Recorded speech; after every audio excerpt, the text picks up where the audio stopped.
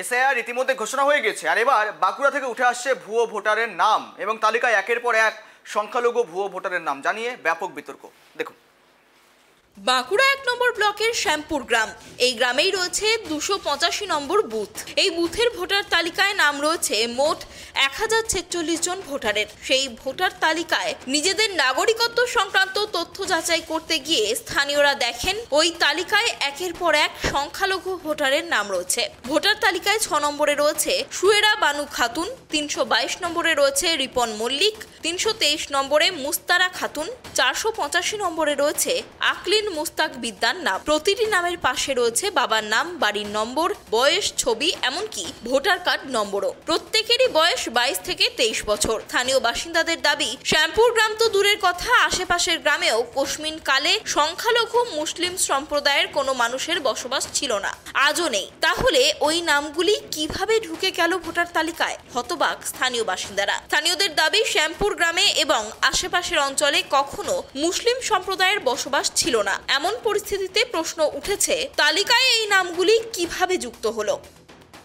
এটা ওগুলো তো হচ্ছে মুসলিম এবং মুসলমান মানেদের নাম, তার কারণ আমাদের শ্যামপুর বুথে ওই নামে কেউ লোক নেই।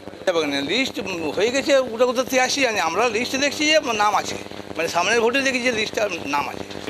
আমরা তো ওটাই বুঝতে পারছি না যে কি কোথার থেকে এলো। কতজনের নাম রয়েছে?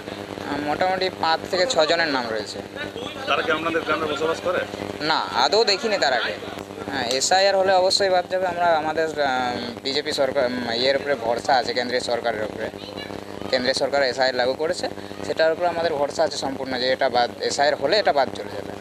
ভোটার তালিকায় তথ্য যাচাই করতে গ্রামের লোকজন প্রাক্তন কেন্দ্রীয় শিক্ষা প্রতিমন্ত্রী সুভাষ সরকারকে সঙ্গে নিয়ে আসেন। তিনি অভিযোগ করেন, ভুয়ো ভোটারদের নাম ইচ্ছাকৃতভাবে তালিকায় অন্তর্ভুক্ত করা হয়েছে। তিনি জানান, এসআইআর চলাকালীন বিএলওদের মাধ্যমে এই তথ্য রাজ্য সরকারের কাছে পৌঁছানো হবে এবং তালিকা থেকে ভুয়ো নাম বাদ দেওয়ার আবেদন জানানো হবে।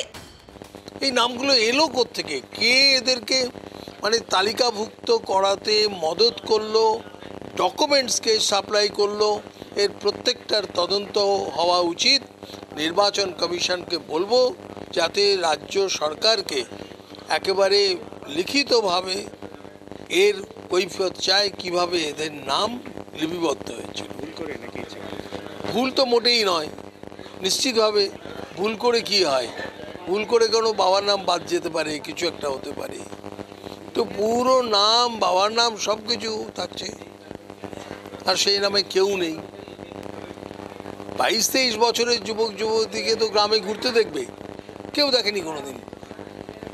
এটা হচ্ছে পরিস্থিতি, আর সেটা নিয়ে মাননীয় মুখ্যমন্ত্রী লাফালাফি করছেন, বলছেন ঘেরাও করে দেবো। কিসের ঘেরাও? মানে ভূত নিয়ে ঘেরাও হবে? না, উনি চান না যে পশ্চিমবঙ্গের সুরক্ষা? উনি কি চান পশ্চিমবঙ্গটাও কাশ্মীর হোক? বিজেপির অভিযোগের মুখে তৃণমূল কংগ্রেস ভোটার তালিকায় ভুয়ো নাম থাকার বিষয়টিকে আংশিক স্বীকার করেছে। দলের বাঁকুড়া 1 নম্বর ব্লকের সভাপতি অংশুমান বন্দ্যোপাধ্যায় জানিয়েছেন, এটি প্রযুক্তিগত ত্রুটি বা আবেদনের ভুলের কারণে ঘটতে পারে। স্বাভাবিক প্রক্রিয়ায় এই নামগুলি তালিকা থেকে সরানো হবে। জানলাম, এটা খোঁজখবর নিয়ে আমরাও দেখেছি যে হয়তো কোনো কারণে 286-তে আবেদন করতে যেয়ে হয়তো মিস্টেক করে 285-তে হয়তো নামগুলো উঠে গেছে, যদি 2-4টা নাম উঠে থাকে। তো এটা আমরা খবর নিয়ে দেখলাম, এটা অনেক আগেরই আবেদন, 2022 সালের আগে ওদের আবেদন ছিল, নতুনভাবে কোনো আবেদন করা হয়নি। তবে এটুকু বলতে পারি, যদি দেখা যায় যে কোনো অন্য কোনো বুথ থেকে এই বুথের নাম শিফটেড হয়ে চলে এসছে, যদি সেরকম হয়, তাহলে নিঃসন্দেহে তাদের নাম কাটা যাবে। দেখুন, বিজেপি কি বললো না বললো সেটা আলোচনার বিষয় নয়। এখন কোনো কারণে টেকনিক্যাল ভুল থাকতেই পারে, তো তার জন্য সরকারিভাবে তার সমস্ত রকম তো প্রক্রিয়া চলছে। বছর ঘুরলেই রাজ্যে বিধানসভা নির্বাচন, তার আগে ভুয়ো ভোটারদের নাম বাদ দিতে অভিযান শুরু করেছে নির্বাচন কমিশন। মঙ্গলবার থেকে রাজ্যে শুরু হয়েছে ভোটার তালিকার নিবিড় সংশোধনের কাজ। সেই আবহে রাজ্যে ফের ভুয়ো ভোটারের হদিশ ঘিরে শুরু হয়েছে রাজনৈতিক চর্চা। বাঁকুড়া থেকে সিধু মান্ডির রিপোর্ট, কেটিভি বাংলা।